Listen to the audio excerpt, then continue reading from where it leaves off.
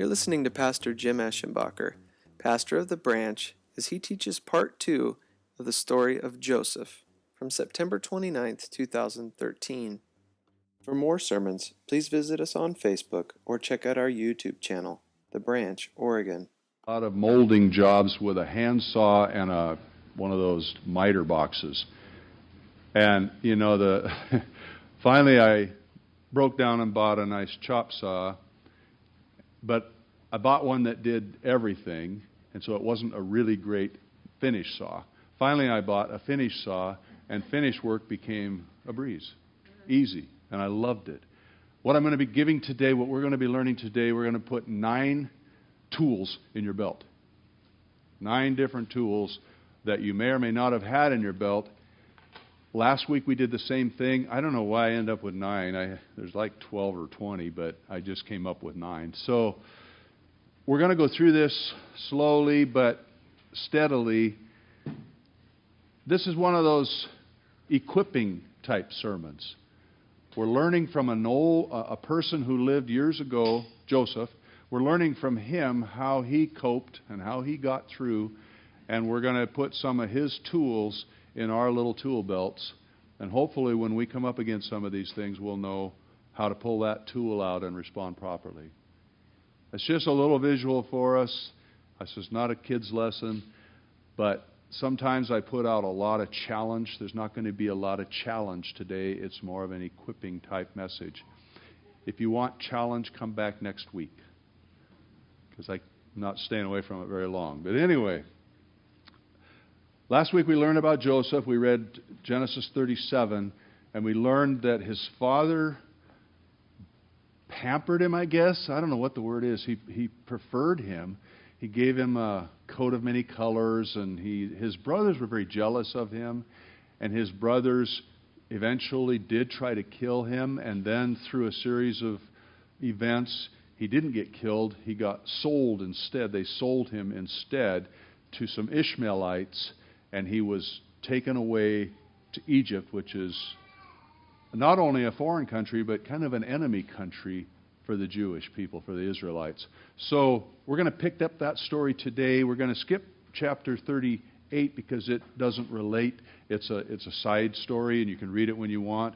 But we're going to start again with 39. Well, Joseph is now arriving in Egypt. The Ishmaelites are bringing him into Egypt, and they want their money back, so they're going to sell him in Egypt. And they're going to sell him to a guy by the name of Potiphar. Potiphar is first in command below the king.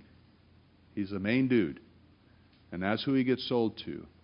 So we're going to pick it up right there. There's like 8 chapters here, so I'm not going to read them. I'm just going to walk us through them, and we'll pick it up a little bit here and there. I'll give you quotes from it. But if you want to read the story, you're on your own. Read 39 through 47. Not right this minute, but when you get a chance. The Ishmaelites sold Joseph to Potiphar in Egypt. God was with Joseph even when he was a slave. In fact, he became chief slave. Now, there's an aspiration. Huh? I used to work at A&W. I would have liked to have been chief slave. That would have been a step up. But anyway, chief slave. Michael says this often, despise not small beginnings. He was the chief of slaves. Now, he was single and apparently quite good looking with a very manly physique. A lot like me. Look at that. Everybody just laughs. I don't know. Instantly they laugh, especially Jeremy. He almost fell off his chair. But he's right. Potiphar's wife noticed Joseph and tried to seduce him. Carla said she wanted me to get this done before the kids come back in. So I'm hurrying through this seducing part. She tried to seduce him. He resisted her advances, but she was pretty persistent. She didn't give up. Point 1. Tool number 1. I need to find the real notes so I can see what you're reading, because they're different than what I'm reading. I got them. Sorry.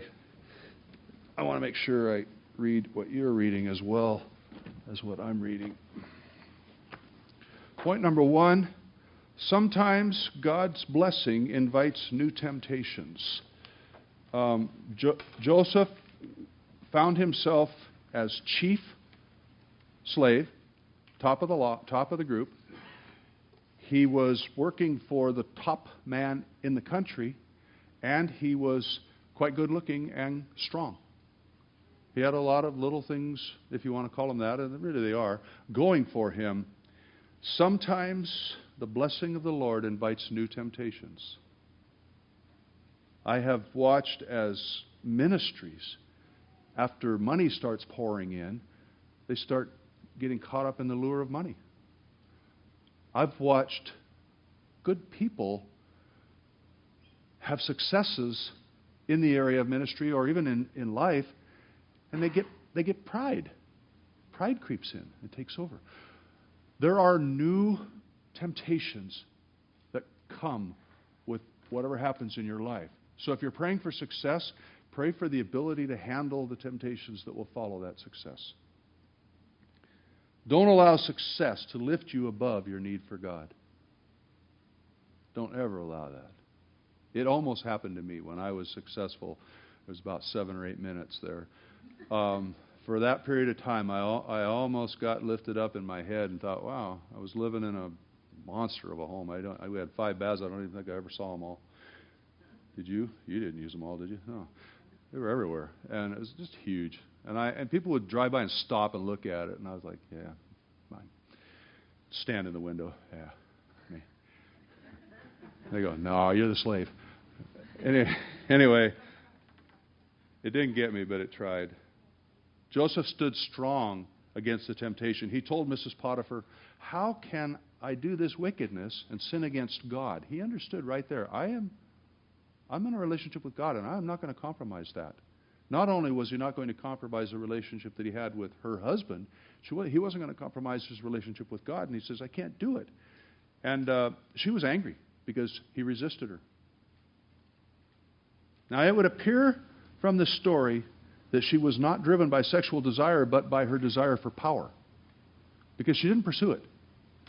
In fact, she's created this little scenario where she got his coat, and he ran out without his coat, and so she accused him to her husband, knowing that Joseph would never be back. So this was all about power. I think she was a woman's liber. Anyway, throw me out for that, please. Joseph worked for her husband, and she thought, well, should work for me then. She kept trying.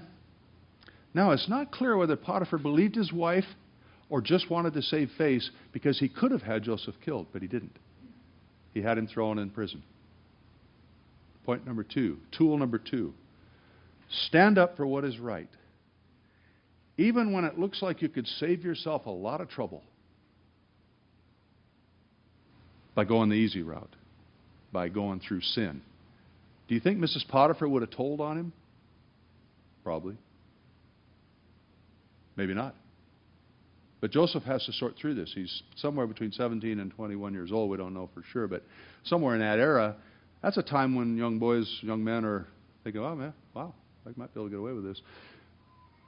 And he's made the right choice at that moment, not knowing that it had any positive consequence in his life. And in fact, the immediate consequence is point number 3. This one's not really a tool. This is just a result of a tool not working right. Sometimes you can do what is right and still suffer wrongly. Anybody notice that? Just when you think you're finally living like you ought to, something goes terribly wrong. I know some of you are already there right now, and I know some of you have been there. It's real. It's part of the deal. Continue to trust God. That's the tool in your belt. Trust God. Even when you just did something right and it went horribly wrong. I've told this story before, but it's just such a funny story from my past. This one guy came up to me and he said he was going to start tithing, and he had never tithed. And he was a young man, young family. And I caught him like a month later. We went to the same church. We were talking about a month later, and I said, so how's it going? He said, oh, I quit. It didn't work. I love that. It didn't work. Well, what were you wanting? Well, I expect God was going to bless me with a lot of stuff, and He didn't do it. And so it's like, you do the right thing because it's right. Because you know God, and you believe Him, so you just do it. Even if you can't see the results right away. Joseph could have curled up in a corner. He's in prison now. And licked his wounds. He had a lot of stuff to complain about. All the way back to his brothers getting rid of him. But he didn't. In prison, God was still with Joseph. In fact, the prison guard was so impressed with him that he put him over the other prisoners. He went from chief slave to chief prisoner. I think it's Zechariah 4:10 that talks about despise not small beginnings. Despise not the time of small beginnings. He went from chief slave to chief prisoner. Honestly, did he move up the ladder very far? Or did he just jump to a different ladder? Or did he fall down a step? And this is with the blessing of God on his life. We're not talking about someone that's messing up here. Point number 4. Always remember, Jesus promised to be with you. Always. Whether you are promoted to the highest position in the company or thrown in prison, trust God. Don't quit. Don't quit. Trust God. Don't base your decisions on whether or not it feels good. God blessed Joseph in prison. Now, let me ask you something. Wouldn't it have been better if He had blessed him by getting him out of prison? Why would you call being chief prisoner a blessing? God blessed Joseph while he was in prison, and eventually the blessing on his life in prison. See, the prison guard made him over in charge of all the prisoners. I don't know. Why would you want that in the first place? But Joseph showed so much capacity to lead and to take care of things. The prison guard just made him in charge, and then the prison guard put his feet up and hung the keys on a nail and had a cup of coffee. He had an easy job because Joseph was running things now. He was in charge of the prisoners. Now, his success in prison eventually got him out. It took some time.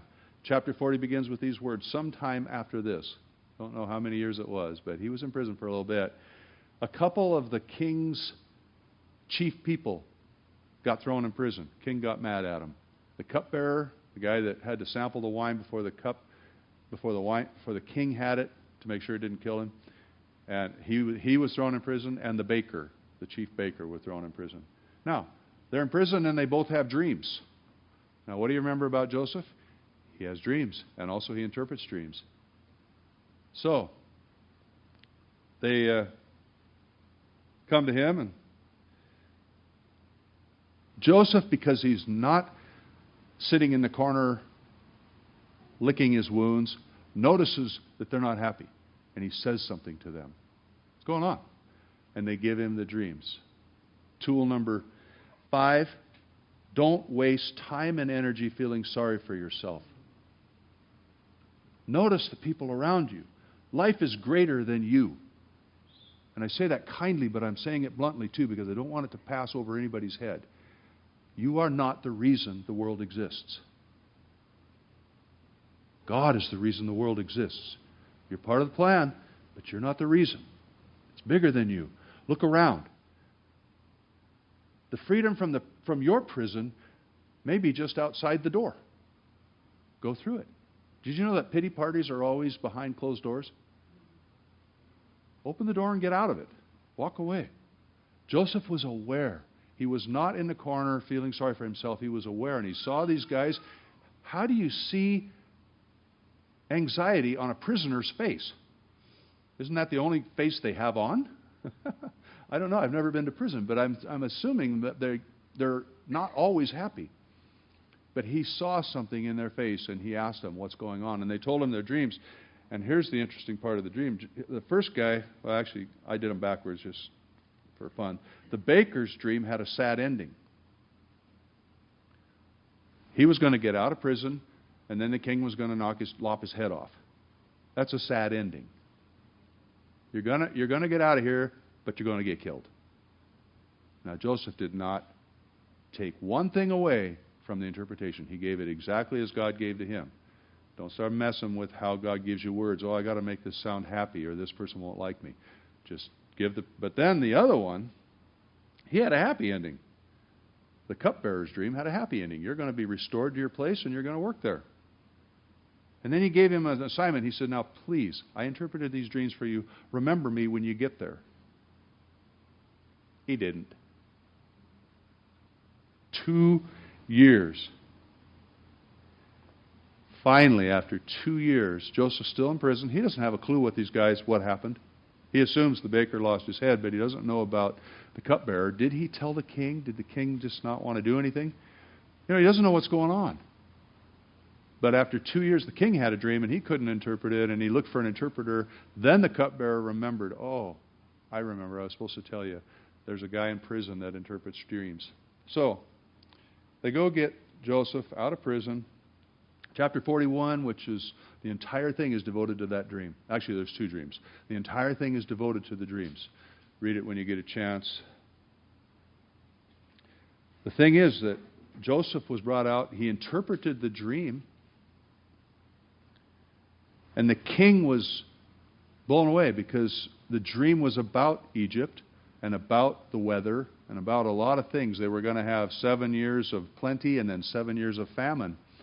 Because he had the dream and because Joseph could interpret it properly, they knew we need to store up during the 7 years of plenty. So they did. But the king was stuck. He wanted someone to oversee all of that. And he said, well, why not this guy, Joseph? So in a moment's time, Joseph went from being a prisoner, doomed, to being second in command. The king's ring, which signified the king's stamp of approval on anything he wanted to say. Wow. God is not bound. Tool number 6. God is not bound by our circumstances. This is an Old Testament picture of salvation. Joseph did not need to go back and work his way out of prison. He was delivered from prison by one who was in authority. We are delivered from prison by Jesus, the ultimate authority, the only true authority. Don't look back. Step into whatever Jesus gives you to do. You are not an out-of-place prisoner. You are a transformed being set free by God. Accept it. Don't think, well, I don't know. Maybe I kind of belong back there. No, just drop it. Jesus, the authority, set you free. Not because you did good. He just set you free. And you go, okay, don't look back. Just run with it. Joseph managed the affairs of the government of Egypt according to the interpretations of the dreams. In the process, he blessed Egypt. I said earlier, Egypt was an enemy nation to Israel. And we find that out later when they start oppressing the Israelites and God sends Moses to deliver them. Egypt was not favorable. They were not a favorable friend. They weren't an ally. And yet, Joseph was not supposed to decide who God would bless. If he had, and here's something for you to think about, been religious about this and refused to help the Egyptians, he might not have been in a position to bless his family and preserve the Israelites. Don't tell God how he does things. Just, okay. Now this is, you don't want to take that point too far. That's a tool you want to leave in your bag a lot. Don't take it out too much. Helping the other nations. There were 7 years of plenty. The crops grew abundantly. According to the dreams, Joseph stored all the extra crops as God had promised in the dream. The 7 bountiful years were followed by 7 years of famine. Because he had saved up during the bountiful years, according to the dream, according to the word of the Lord, Joseph had food to sell during the famine. Point number 7, live by the word of God, not by present circumstances. If God is blessing you right now, ask him how to use it. If you're in a famine right now, ask him how he's providing. He's God. He's not going to be mad at you for asking him, how am I supposed to get through this? No. He starts from a position of love. Remember that all the time. Don't be one of those who lives for God in lean times and lives for self in bountiful times. Let me repeat that. Don't be one of those who lives for God in lean times and lives for self in bountiful times. Live for God all the time. When the famine started, Joseph was approximately 37 years old, about 20 years from the time he was sold into slavery. Those 20 years were filled with confusing circumstances and painful experiences. God was with him the entire time. Point number 8, don't assume that during hard times, God is either ignoring you or disciplining you. Don't go there. He was not ignoring Joseph. He wasn't disciplining Joseph. God is working His perfect plan in enemy territory. You ever thought about that? If He had told Satan, come on up here in heaven and we'll have it out, Satan doesn't have a chance. God said, you go down there, I give you this terrain down here, you have earth, you have that. And then God comes in and He's beating him in His own territory. But because He has not destroyed Satan yet, bad stuff happens. To all people. Now, we love it when the bad guy gets the bad stuff in a movie. We're not real happy when a good guy gets the bad stuff. Or when a bad guy seems to get blessed. We don't like that. We're looking from a very small perspective. Don't assume that when bad things happen. Can I take a break here? I need to ask the church, all of you, the branch, the one that we're assigned to watch over and be a part of. I'm under attack right now from a couple of places, and it's an interesting attack. I read these things from people. They say, I must be doing good because I'm under a real bad attack. I'm not telling you that at all. Stuff happens, okay? But I am under attack, and my tendency is to be discouraged, and my tendency is to beat myself up when things aren't going the way I think they ought to. And I've got bruises where I've been hitting myself this week, and that's what this is, by the way. Anyway, I would appreciate your prayers. Not right this second, but be praying for me. I'm not going to fall under. I'm not going to fold. I will be steadfast, immovable. I'm going to stand because God is worthy of that. But I'm also not going to tell you this is a little cakewalk here and I'm on a cruise. There's a lot of stuff right now. It's hard. So just when you think of it, if it comes to your mind, if I come to your mind, pray for me. All right. I mean, it's not just, whatever. Not just about me. I don't want it to be about me. We move on. After the famine started, Jacob, remember the father of the 12, he sent 10 of his sons to get food from Egypt because he was out of food. The famine started. So the first time they show up, they have to get their food from Joseph, but they don't recognize him. So here's this mean-looking character, probably in Egyptian clothes, and they're afraid of him, and they need to ask for food. And Joseph doesn't reveal his identity because he wants to see Benjamin, the youngest brother, who didn't come. So he's kind of mean to him, but he sends him home. He said, bring the younger brother back. So they go home and they bring Benjamin back. And then he reveals himself to them. And it's a very touching time. They cry on each other's shoulders and slap backs and hug and do things that men do, punch in the shoulder, that kind of thing. Joseph forgave. He had already forgiven his brothers. He didn't wait till that moment to do it. He had already forgiven them.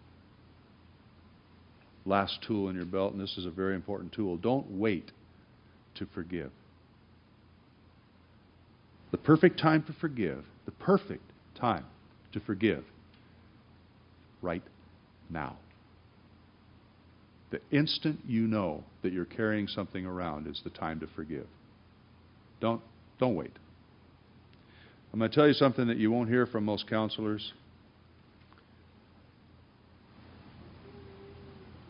Forgiveness is an attitude of the heart. Only when necessary does it involve another person. Now, we've been told and told and told, you got to seek that person out and you got to forgive them. They got to know they're forgiven and all that stuff. I don't buy it. If, in fact, that's the case, then that's the case. But every time you need to forgive deep in your heart, wherever your heart is. Because some of the people that you need to forgive are dead. And you can go on your whole life not forgiving them because you can't see them. You can't dig the grave up and go, I forgive you, and throw the dirt back on. How corny is that? So we just don't bother forgiving. Forgiveness is an attitude of the heart. Joseph had already taken care of it. When he saw his brothers, he was clean. He didn't have unforgiveness in his heart toward his brothers. He had already taken care of it. That's where we need to live our lives. And I throw this as a hard caution to you. This may be a tool in your belt that you have to take out today. And it doesn't mean you call someone up and say, I forgive you. That's about as bogus as anything, really. If you come to that place in a relationship where you know you need to forgive them, then do it. But first of all, get it right in your heart. What you treasure, your heart will move to. What you treasure, there your heart's going to go. Do you treasure being forgiven? Do you? Not if you're with me. How many of you are glad that you're forgiven? Okay, then can you imagine treasuring being able to give that gift to someone else? To hand it on, to pass it on. Treasure that. Let it become so deep in your heart that the thought of unforgiveness makes you sick. You say, I'm not going to do that. I won't do that. Even though, and most of the time this is true, the other person does not deserve your forgiveness. They don't. If they did, it wouldn't be forgiveness. It would just be mutual pat-on-the-back agreement. Forgiveness is required when they don't deserve your forgiveness. That's when you make it right with God. Don't wait around on that. Don't think, well, I'll get to that when I'm older. I know better than that by now. Then in chapter 45, verse 5, he says, do not be distressed, this is Joseph speaking to his brothers, or angry with yourselves because you sold me here. For God sent me before you to preserve life. Part of his ability to forgive his brothers was that he understood God's purposes were bigger than whatever went on. All the little situations that went on. When you got a kid or almost a kid that tells you you're a jerk, right? Joseph told his brothers to not be angry with themselves or each other. People being people, brothers being brothers, they could have engaged in a war of words to determine who was the guiltiest with regard to Joseph. Think about it. They told Jacob that Joseph was dead. Now they got to go back and tell him, well, okay, we might have fibbed, but it was his fault. Whose fault is it? Joseph goes, don't even think about it. This is all part of God's plan. Just accept it. Go on with this. This whole thing could have been more anger, more fighting, more pain. Now on the final journey, and I'm ending the story here, Jacob and the whole family moved to Egypt, where they were allowed to live in Goshen. Now in those days, apparently Goshen was a nice place. It's called a good land. The cop in the room is laughing very loudly. Huh. That should tell us something. A place known to be good. The dreams that had gotten Joseph in so much trouble when he was 17 were coming true, and he's over 37 years old now. How fast does God have to work to make you happy? How fast does God have to work to prove to you that He's watching you? How fast? I mean, you're the one making the call, I guess. As another prediction of the Messiah, He saved His brothers from death. It is said of that 7-year famine that anyone who was not provided for by Egypt died. It was so intense. It was a world famine, a world drought. That's big time. He saved his brothers from death by hunger. Jesus went before us and prepared life for us. Remember when it said, Joseph said, I went before you, I was sent before you to preserve life? Jesus went before us to prepare life. John 14:3, I go to prepare a place for you, and I will come again and take you to myself, that where I am, you may be also. Joseph, as I've said before, is a type of Jesus. Not a perfect example. There's no such thing. Joseph's a type of Jesus. There's all kinds of types in the Old Testament, but they only pick up like one little piece of who Jesus was, who he fulfilled. But Joseph is interesting in these various connections. He's a type of Jesus. He went before. Joseph went before and then saved his lives of his brothers. Jesus did the same thing. He went before us, battled the enemy, broke him, broke the power of sin, and then said, come on, let's go. And we go, no, I got a lot of sin to deal with. No, you don't. Follow me. Let me deal with it.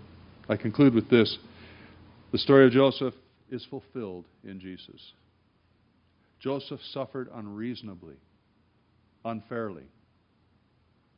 Anybody in the room ever think you've suffered unfairly? I mean, maybe you have. Yeah. I'm not saying if you raise your hand that I'm going to say, oh, you're lying. No. Some of us have suffered very unfairly. Anybody? Yeah.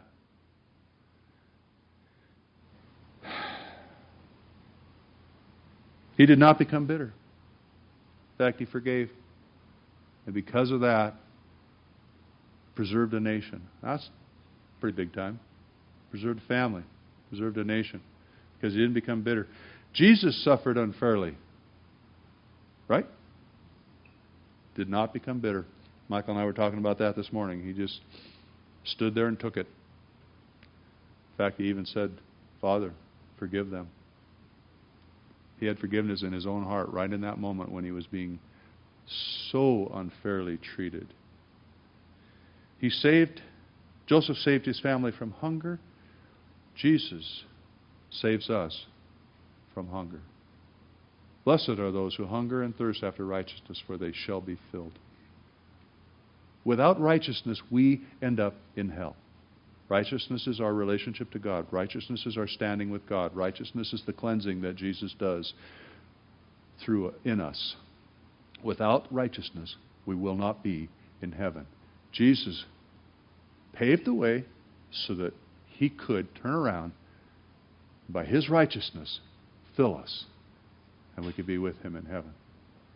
This story of Joseph is not just a story of brothers and treason and all that. This is Jesus. It's our very reason for living. It's our very hope. Where are the kids coming? Okay. They didn't want to come back in, did they? Yeah. Don't give the adults that option, honey. You and I will face hard times. Jesus said in John 16:33, in the world you will have tribulation. How'd this week go for any of y'all? Yeah. A little tribulation here and there. He also said in John 15:20, a servant is not greater than his master. If they have persecuted me, oh great. They will persecute you. All of us.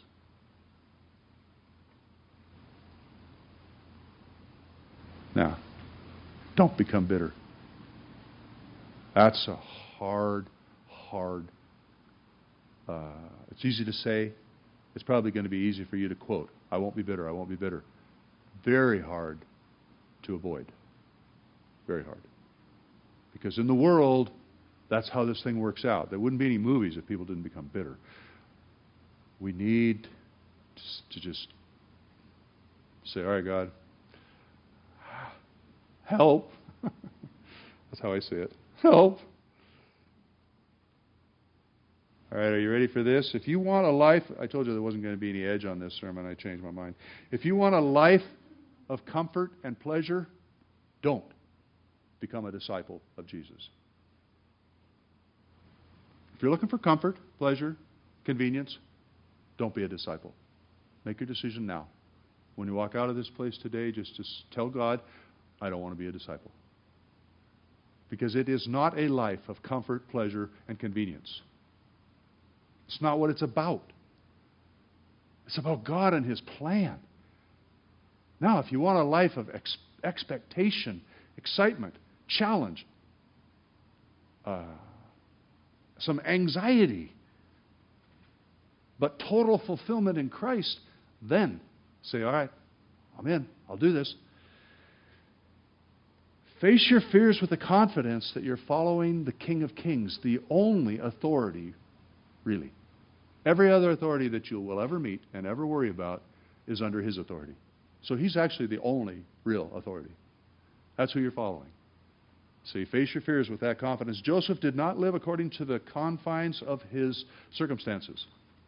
His circumstances dictated a lot different actions on his part. He just said, whatever. I'm a slave. I'm going to be the best one I can. Oh, I'm a prisoner. I'll be the best one I can. Even though I'm a slave unfairly and I'm a prisoner unfairly, I'll just do the best I can. I'm here. I serve God. He lived according to the Word of God. The Word of God tells you and me, you ready for this? That Jesus gave us abundant life. That's what the Word of God tells us. I have come that you might have abundant life. Even during difficult times. Well, that's not very abundant, Lord. Abundant life is not some kind of reward for living well. It is living well, no matter what the circumstances. Anybody can act happy when you're at your party. How are you going to live and how are you going to testify to God's greatness when things aren't going the way you'd like them to go? Are you going to try to find a whole bunch of people to come into your little pity party with you and close the door? Or are you going to open the door, go outside and say, hey, who else is in the world today? Trent. Hi, Trent. How are you, buddy? Well, I'm kind of having some... Can you pray for me? Sure. I will. What do you want to pray about? Instead of me sitting in my little corner with the door closed, which I could do, probably do. Do I do that, honey? Okay. She said no, in case anybody wasn't hearing her head. She said no. Thank you, Carla. Pay you later. Instead of sitting in the corner feeling sorry for myself, behind a closed door, come out, look around. Who's out there? What's going on? Who would God bless through me today? And how? Sometimes you feel like a worm. You know, maybe that's the day you get to go on a hook and go fishing. Somehow you get to bless people. Made that one up, Michael. What do you think? Terrible? Really bad, yeah. That was as bad as they... That was a bad one. Here's your 9 tools, and then I'm done. Sometimes God's blessing invites new temptations. Be prepared for that. Stand up for what is right, always. Not because you know it's going to work out good, but because it's right. Sometimes you will suffer for doing what is right. Accept it. Jesus is always with you, even in those times. Don't waste time feeling sorry for yourself. If you want to start somewhere, start with that one. Number 6, God is not bound by your circumstances. He doesn't look at you and go, oh, there's a slave. I need to find somebody else. No. He's not bound by your circumstances. He will free you from your circumstances. Live by the Word of God, not by your circumstances. Don't assume during hard times that God is ignoring or disciplining you. Stuff happens. Carry on. Imagine, if you will, that He still loves you. Oh my. But He hasn't shown me. Things are going really bad. You can't love me. How can a loving God let this happen to me? Get over yourself. Stuff happens to everybody. He loves you. Don't wait to forgive. Do it now. I'm going to be done early, I guess. Done early, huh?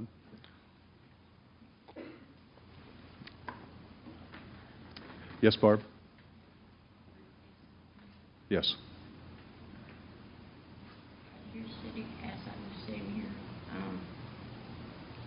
and you're preaching, I had this vision of everybody sitting in a car and looking out a windshield, and God is driving, and all of our circumstances are out there in front, and we're going along and we see it all, and there's the rear view mirror, but only God can look in that rear view mirror. But as we're driving along, He's telling us things happen, like we're over here in the passenger seat and maybe a drink spills, or your shoe falls off or something like that. But He's still the driver, and He's telling us, don't worry about it. Just go on. And maybe someone accidentally hits you, in the arm or something. He's going, just ignore that. Tell him you're sorry. Tell him forgive, and just keep looking out that front window. And it's because I'm the one that you should follow. Yeah. If you were you able to hear that okay? Kind of? Okay. Be watching God and looking forward all the time. And don't be a backseat driver. Don't tell him what to do. That's good. Since I mentioned praying for me, I want to add one more thing to that. As this is all about me. Not really. Being a builder, my whole life I've not been content with anything really. Well, that's not true. Anything construction-wise, I either have to do it better or do it again or do it more, which is going to explain my comment that I'm about to make. As pastor of the church, I have never stopped looking for a building. Now, I'm not saying we need a building, and I'm not saying God is telling me that we need a building. I'm just saying my personality, my prejudices in that area, I want a building, one that we call home. And I told the guys this morning, I said, I think I've probably walked 12 different properties since we started. Every single door closed, period. I'm not going to push a door open if God's closing it, but I am telling you how I think so that you can feel sorry for me. There's a piece of property now that I like, and I have a feeling it might already be sold. I was told that it probably is. And it's the school district owned it up until it came on the market yesterday. And I wanted you to be praying about it and tell me your thoughts whenever you get your thoughts. This is on the corner of 42nd and Holly. Used to be the Head Start School.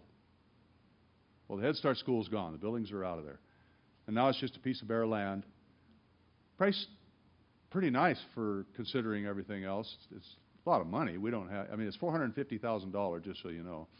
And we have 45 of that, I think. Yeah. So we're short a couple of dollars here and there. But the idea is pop a little building on there and have church. But Carla and I also have vision for daycare and all kinds of other stuff just to stay real busy because we like that. But anyway, I ask you to pray about it and let me know whatever your thoughts are. I have a funny feeling it's probably already sold because I was told by the realtor that he had an offer coming in, but he hadn't seen it yet. He didn't tell me it was sold. No, he just told me he had an offer coming in, but he hadn't seen it. So, and I've been in business real estate business for so long now. Offers are dime a dozen. When they actually sell and close, then you're looking at something. So I just say, you know what, God, if it's yours, if it's ours, if we're going to get to be there, great. Now, if we're not supposed to own a building, I have to adjust, but I do have to adjust. God has to work on me. I have to adjust.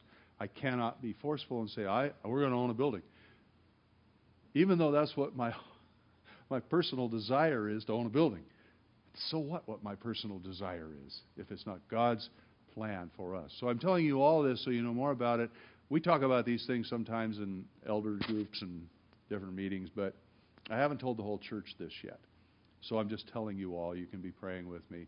Don't be praying, we got to help Jim find a building. No, please don't do that. Just, what is God saying to you?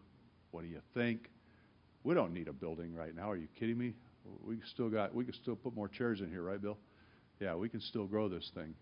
No problem. But as Michael said this morning, Noah built the ark long before the flood. So maybe we do have a building before a flood. We don't know. Just say, all right, Lord, what do you want to do? Have I just worn that one out? Yeah. Kind of. The mic's coming on. They can hear me, right? Okay. Obviously, if you know Jim at all, you know his heart is obviously just to keep doing what God has called us to do as a church. We're always praying, Lord, how do you want to use us? The foundation's been built, and what do you want to do with the branch? We know that there'll be more things over the years that God will use our church for than just us getting to gather together on Sunday morning. So we're just praying about what that would be. I'll tell you what we will never, ever do. We've been in church ministry since we were, 29 years now being married. We've been in church ministry most of the time. We've been through a lot of building program things. We will not ever do that. We feel like if God's got something, we are not going to be asking you guys. If God tells you to do something, I'm not telling you that not to do it. All I'm saying is that as pastors of this church, we will never be like doing some kind of, okay, you guys, we need you to commit to this much money, and we will never do that to you. If God wants to give us something, that God's got all the money in the world. God can have it come from wherever. But we're not going to ever be trying to get you guys to give. You're a very gracious, generous church, and never, ever will do that to you. So you didn't mention that. I thought in my own heart, I was thinking, anxiety. Oh, my goodness, we're going to go into a building program. If you've ever been in one before, they're not fun. And we don't want to do that. But we do want to trust God, because God knows. God already sees what he's going to do with this body of people. And we just want to make sure that we're always praying and always watching and always keeping our eyes open to whatever he wants to do with us next in his timing, right? So if we're all praying that way together, then his timing's perfect, and we will be doing what he wants us to do. So on that note, we get to sing together, which we love to do.